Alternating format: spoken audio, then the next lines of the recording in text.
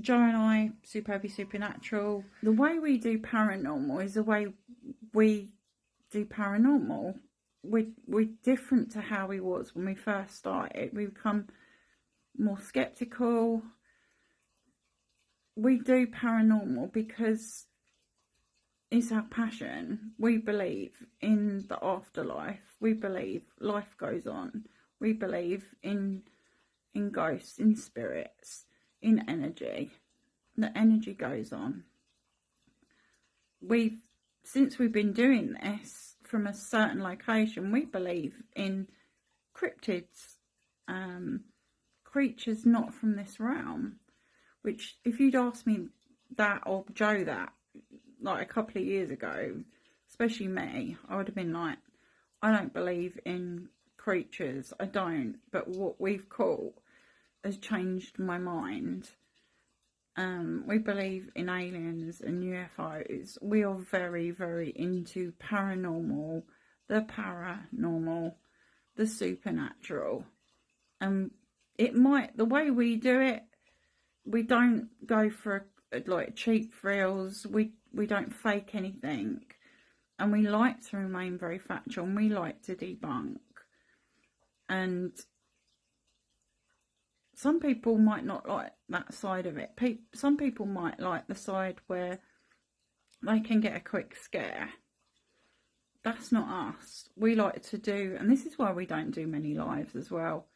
We like to focus. We tried doing lives. It didn't work for us, purely because when you're doing a live, you're constantly monitoring the screen and you're trying to keep an audience occupied and happy and responding to them.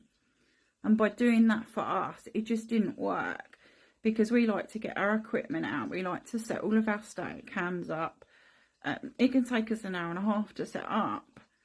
We're very anal about it. We are not anal, that's not the right word. We're very serious about what we do. So we do all the setting up, and then we research about where we are. We think about what approach we're going to take, and we do our investigation, and we tailor it to where we are, to what location we're at, and then we'll try all different communication methods. A lot of it takes place as well when we get back home. It means going through stat cam footage, 8 hours of stat cam footage. Joe does that now, because I used to do that and edit and everything, and it was literally a full-time job. So Joe sits there with his earpods in, watching all the stat cam back, and this is where we find a lot of evidence. This is where we find a lot of EVPs, and we see things, and that's where we get half of our evidence. Half of the evidence we get is while we're there, and it's pretty strict what we do, because it is taken really seriously, and a lot of it's listening and communicating and getting quite emotional and tapping into wherever we are, to those spirits. I mean, we've done some famous graves recently, and it's hard going. It's hard going on the heart and the mind, because you're trying to connect with what you've learned about these people, and that takes a lot of energy for us, and it means sitting there for hours and trying best to communicate, and that's not a quick thing. It spans over many hours in the night that we do it, and we'll get some communication, but as I say, some of it is when we get home as well, and that's when we start to find things, and when we start to hear things and see things, and then we push it out to you. And we can't do that on a live. We tried it, we can't do it, because we're going over a 6 to 8 hour period with lots of different methods, and we can only do that ourselves and fully focused, fully immersed. If we're not immersed, But I get why people do lives as well. That's a different way of doing it, and they investigate doing lives, but that's not how we do it. And then the after thing as well is when we're going through evidence, we're debunking. We're looking for possible reasons why we might have called that evidence.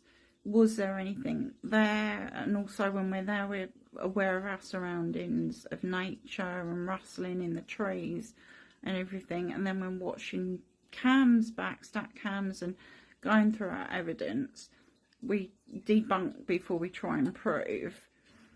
Sometimes we debunk a lot, sometimes we manage to prove a lot. It's very much a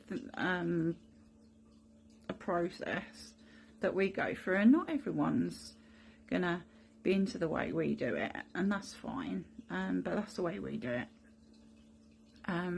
But we're really looking forward to what we've got coming up, and we get excited to bring it to you, and we've always done that. We've done it for a couple of years now. We've been on it for a couple of years, and we put a lot of work into it, and we really are passionate about what we do. Joe and I work really well together because we know each other inside out, obviously. We bounce ideas off of each other, and we just kind of follow each other's lead. And it works for us.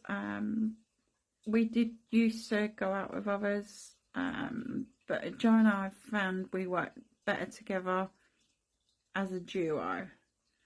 But we've got Harry coming with us next on I think it's our next investigation. He's really lovely.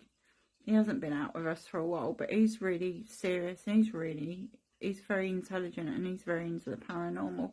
So we're really looking forward to having Harry come out with us, and we'll be bringing Laura back, and possibly Richard at times. It'd be mainly me and Joe, but it is great to bring into the mix, and Joe's daughter as well.